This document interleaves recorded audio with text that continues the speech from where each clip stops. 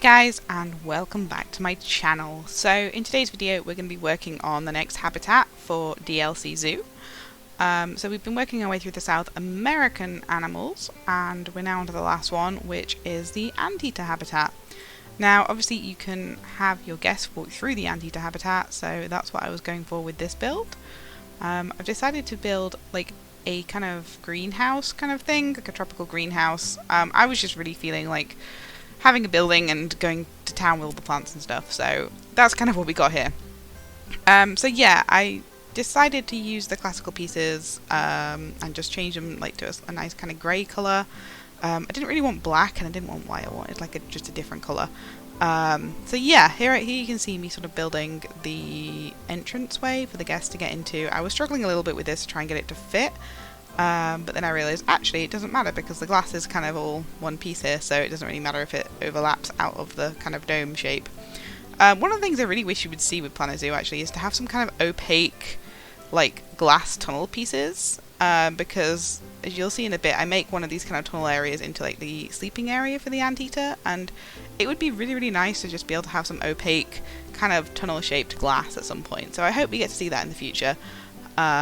But yeah, so as you can see, I'm just again working on the kind of like theming here as well. It's South American theme, so I wanted to try and keep to that theme for this area. I'm trying to mix it, like kind of blend it in a bit, so we have a bit of Asian but also a bit of like the South American theme kind of merging in together. So once I'd sort of done that, I wanted to make sure I put all the enrichment items in so that they can have something to do when they're in the habitat. And then it was just a case of building it up. Obviously, I find with greenhouses there's not a lot you can do kind of structurally because everything's made out of glass, and particularly with the glass pieces all the structure is there already, so I was just trying to build it up and make it look a little bit fancy really.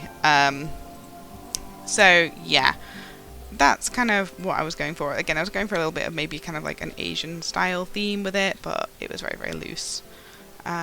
So yeah, so we've got this little entranceway with plants on either side, and I was trying to mimic kind of real zoos here where you have like a double door.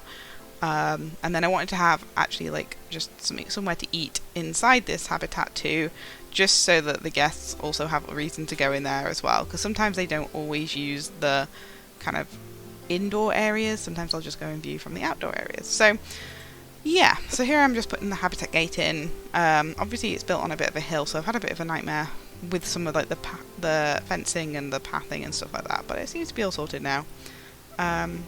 So I did actually expand the area of the habitat a little bit later on off screen, just because I made it a little bit too small once I put the anteaters in.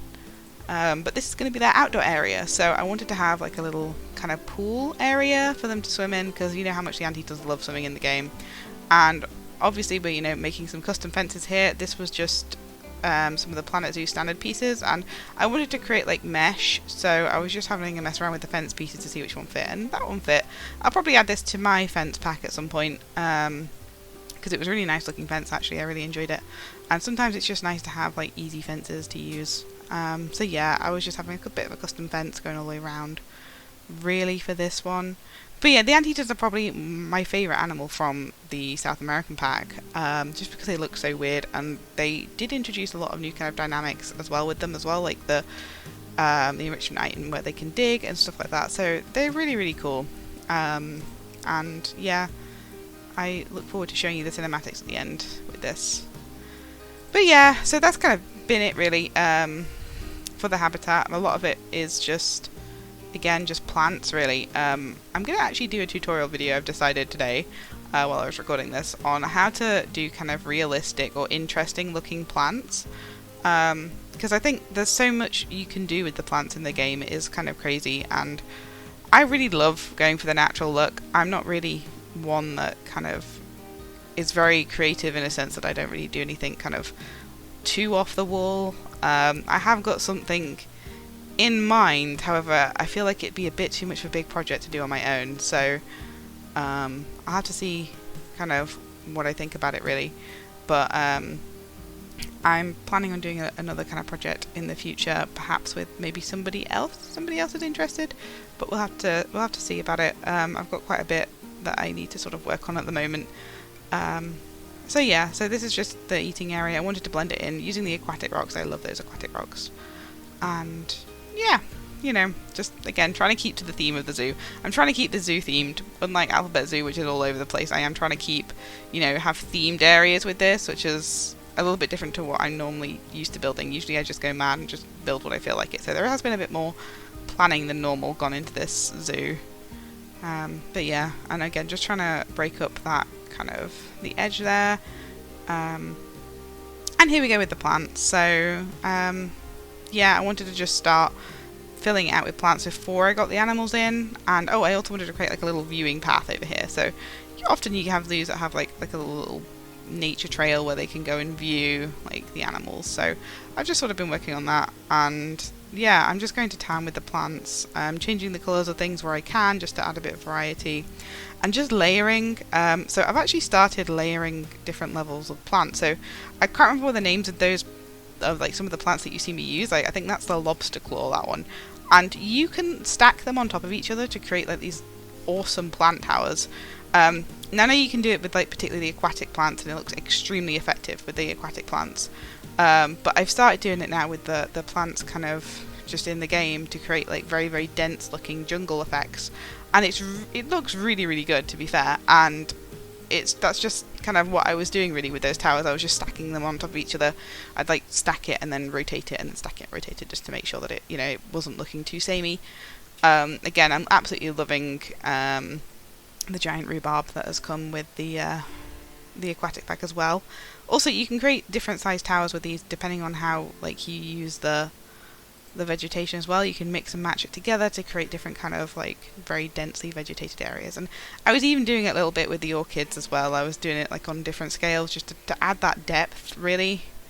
Obviously I kind of wanted really dense areas, so often when you go to like greenhouses and things and animals in them, they have very densely vegetated areas and then not so densely vegetated areas, so you can actually see the animals. So that's kind of what I was going for with this.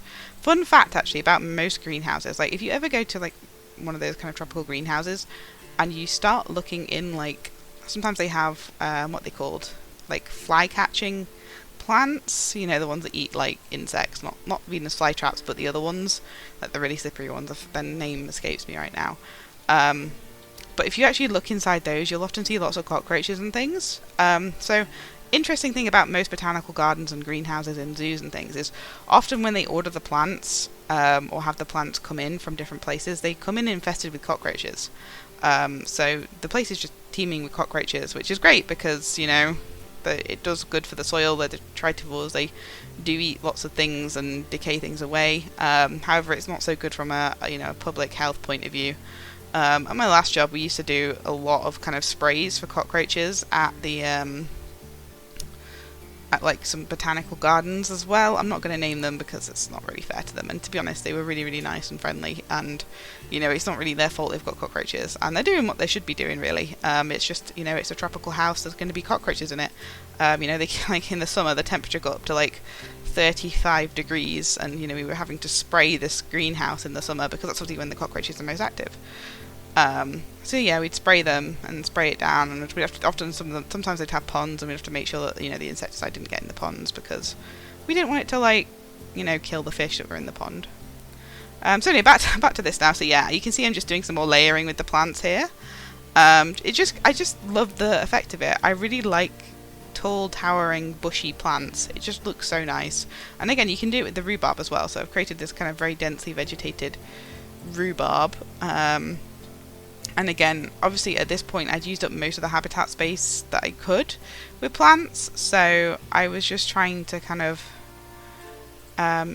heavily vegetate like the outside areas, and I wanted to create like a little vegetation tunnel for the guests to go through. So that's what I started building here. It looks almost like alien. I really like the way the plants look. I really wish you could colour some of those plants as well, because it'd be cool if you could have those really like the lobster claws in different colours rather than just like, you know, the traditional style of bird of paradise, which is what they remind me of actually. Those ones remind me of bird of paradise. So here's a little rockery area. Again, I'm trying to just go all out with this zoo at the moment and just get, you know, spend a lot of time on it. It's a smaller zoo though, so I can afford to spend more time on it than I could do with Alphabet Zoo. Like with Alphabet Zoo, things are just getting a little bit too big and a little bit out of hand. I look forward to being able to redo a lot of the areas there because I'm going to be just completely reworking some bits that weren't working. And again, this this is the smaller lobster claw, so you can kind of do it with the different sizes of plants to get different sized towers, and you can even do it with the banana leaves. So I was having fun with the banana leaves, and I didn't quite like how it turned out. And also you have got to be careful because they can be quite wonky. But I put a big banana tree at the top of it, and I also put some somewhere else just to sort of like, you know, blend the theme a bit better. But yeah, so this was kind of, you know, just again making it very densely vegetated. I really like how it looks at the end. It looks really like tropical and jungly, and yeah, it just really fits. So this was a lot of fun. Again, these are some of the new pieces from the aquatic pack that I haven't actually had a chance to play around with much, and I'm really enjoying using these to make kind of tunnels and things. And I was having a look at the one they have, because they have a prefab, but I wanted to make my own. And yeah, it was a bit janky, but I wanted to have a go at doing it so I could at least, you know, get a feel for how the pieces fit together and how they can work. And to be honest, I was really impressed with some of these like pieces that came out of the aquatic pack. I hope we see more. I think, to be honest, if they don't really do so much theming in the future, I would really like to see them create more like plant-based stuff that, you know, recolorable plants, different types of recolorable rocks. I mean, the ones we have are great, but I just want more. Just want more recolorable rocks. I want everything to be recolorable. I want just like literally let me make everything into a rainbow and I'll be happy. So yeah, we have these wonderful like tunnel things going here. Just to kind of, again, I wanted to give it like a really sort of like a nature trail kind of a thing, like you're going on an adventure to go see the anteaters. So I changed the colours of them just to kind of blend it in a bit more. I wasn't too keen on the grey kind of colour. But yeah, again, just padding out the vegetation. This is just a very vegetation heavy build. The actual building itself, like I'm not a big fan of building buildings because I feel like they never look as how I imagine them to look.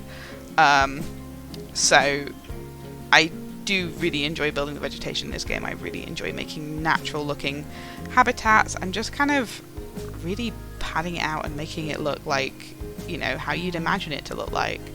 And the interesting thing is, like, when I've been to the rainforest, it is always, you know, very densely vegetated, but never this densely vegetated. It's always, you know, quite empty and sparse underneath, which is actually kind of reflected in the plants you get. But at the same time, you know, you go to a zoo and you have your kind of fantasies of what tropical rainforest should look like, and you think heavily vegetated, heavily dense plants and stuff like that. So yeah, I was just popping a few more of these around just to kind of add to the theming of the area. I'm going to be going through this at some point and just kind of merging it together a bit better, because this area is then going to lead on to the Asian rainforest, which is where we're going to have all the new Asian animals in, because I'm assuming most of them are going to be rainforest or wetland type animals based on the packs we've got. So we're going to be building like the rainforest coming down from the mountains, so I want it all to merge well together. But yeah, that comes in a couple of days. I can't believe how quick it's coming, so it's really exciting. Yeah. So yeah, I've been uploading a few other videos as well. I've got a Project Winter video that is going to be coming out soon, and some more Prehistoric Kingdom ones, but for now we're just going to be keeping to maybe 1 or 2 Planet Zoo videos a week. At the moment I have a fair bit of time, so I want to try and get as many done as I can. I'm still trying to work out how often I should release them. But yeah, we'll see how it goes. So yeah, I was just doing this final bit of work around the path. Now I wanted it to be kind of like scruffy. I didn't want it to be like dead neat and tidy. I wanted it to look a bit eroded, like the plants have, you know, pushed some of the rocks around, and you know, it's been there a while. Give it that kind of, you know, feel. So I was using some of the broken ruin pieces just to break up the rocks a bit. I was, you know, rotating them, trying to just merge it in a bit more. And then just putting some vines and stuff across as well, just trying to get the vines working how I want it to.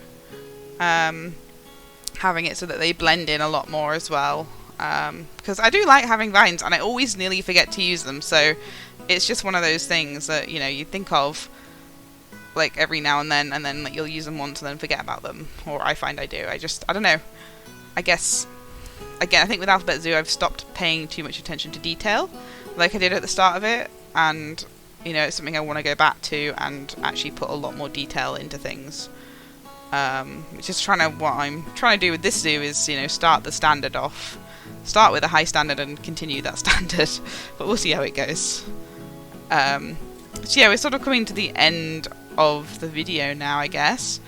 This was again just some final bits of vegetation, but yeah, and then I will leave you with the cinematics. I'm just putting a rim around this, and then that's that done, I think. So yeah, new videos are coming out at the moment. I'm still unsure on my schedule, so please do subscribe to get notified when I do release a new video, because I'm not entirely sure how often they're coming out. They're going to be coming out at least weekly, but we'll wait and see. So otherwise, yeah, I hope you enjoyed the cinematics of the Anteaters, and I will see you in the next one, guys. Take care.